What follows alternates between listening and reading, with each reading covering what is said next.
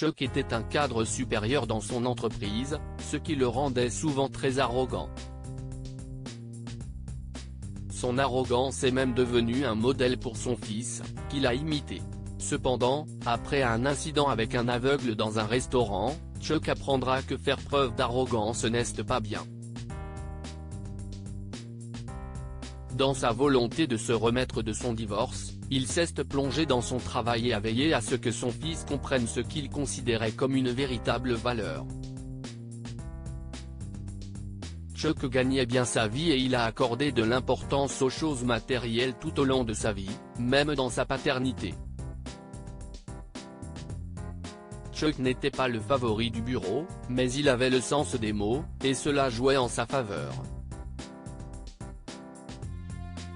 En d'autres termes, c'était un charmeur et il savait comment charmer le propriétaire de son entreprise. Il savait séduire tous ceux qu'il rencontrait. Mais son fils l'admirait d'autant plus pour tout ce qu'il faisait.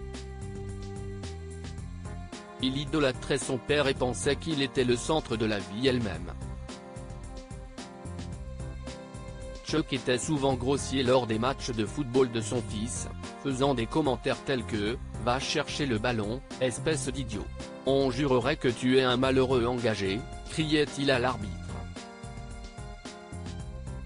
Et il s'agissait là de ses paroles les plus aimables en général. Chuck n'était pas un voisin sympathique. En fait, ses voisins avaient l'habitude de se plaindre de son comportement dans toute la banlieue. Malheureusement, son fils, Jake, idolâtrait son père en tout point. Après la séparation de ses parents, il est devenu son icône. Jake admirait tout ce que faisait son père. Sa mère était à peine présente, et la plupart du temps, il n'y avait que Jake et son père. Chuck a essayé d'être le meilleur père possible pour Jake. Il l'aimait beaucoup, mais malheureusement, son amour se traduisait plus par son caractère professionnel que par son caractère personnel, comme il l'aurait souhaité. Chuck avait l'habitude d'être un gros travailleur, engagé au bureau. Cela signifie que Jake passait la plupart de son temps seul à la maison, à essayer d'apaiser son père, à lui ressembler de plus en plus, dans le but d'obtenir son attention et ses soins. La vie scolaire de Jake était le reflet de sa vie familiale. Le garçon était assez arrogant et était une véritable brute à l'école. La plupart de ses camarades le craignaient, mais sa popularité faisait de lui quelqu'un avec qui on espérait traîner. Jake a instinctivement repris l'attitude générale de son père, ce qui fait de lui une force avec laquelle il faut compter à l'école. Malheureusement, ce n'est pas dans le bon sens du terme. Il se comportait toujours comme s'il était meilleur que les autres et méprisait les moins chanceux. Un jour, alors qu'il se vantait de sa prospérité à la cafétéria, il a accidentellement fait tomber ses clés de maison. Plus tard dans la journée, alors que Jake quittait le campus, une jeune fille nommée Lucy s'est précipitée vers lui avec ses clés. « Tu les as fait tomber tout à l'heure », dit Lucy en souriant. Oh. « Merci », répondit Jake en la regardant dans les yeux. Il y avait quelque chose qui attirait l'attention de Jake chez Lucy. Depuis ce jour, Jake s'est tout de suite pris d'affection pour Lucy. Ils passaient souvent du temps ensemble pendant le déjeuner. Ce n'était pas dans les habitudes de Jake, car Lucy ne faisait pas partie des personnes populaires. Elle était humble et n'était pas aussi voyante que la plupart des autres enfants. Jake appréciait la compagnie de Lucy et espérait qu'ils formeraient un couple à un moment donné. Finalement, Jake a demandé à Lucy de sortir avec lui à leur café de crème glacée local. Jake était fou de joie. Plus tard dans la journée, ils sont arrivés dans le restaurant et les étincelles ont jailli instantanément. Lucy avait d'abord aimé Jake, leur rencontre a donc été favorable aux deux parties. Alors qu'ils dégustaient leur glace, un aveugle est entré dans le magasin.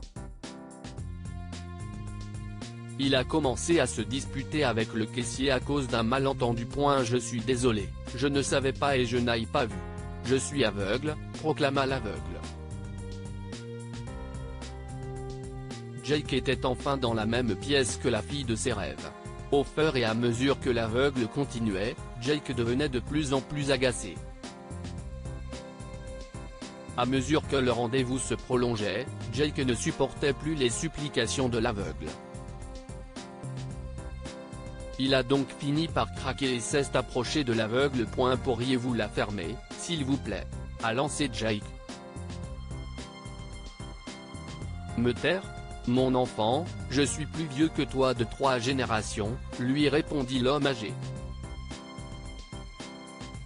S'il te plaît, Jake, arrête, renchérit Lucy. Non. Ce vieil homme ne fait qu'à sa tête, cria Jake en repoussant Lucy. Quoi ? Savez-vous au moins qui est mon père ? Non, je ne le sais pas. Mais à en juger par votre comportement, il ne vous a pas bien élevé. En fait, appelons-le, fit remarquer l'aveugle avec un sourire malicieux.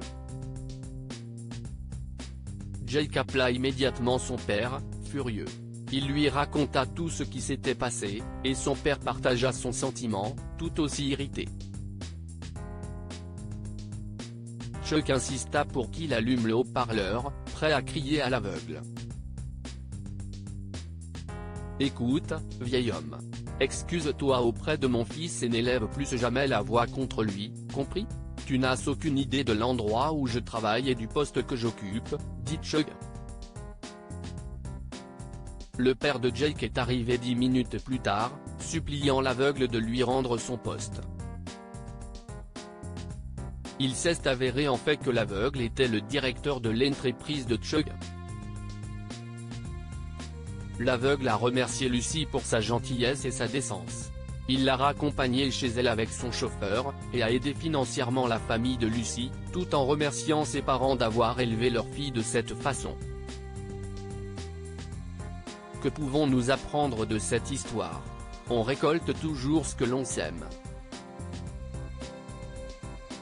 Lucy a récolté la gentillesse et la faveur de l'aveugle, contrairement à Jake, qui a récolté le chagrin à cause de ses actions.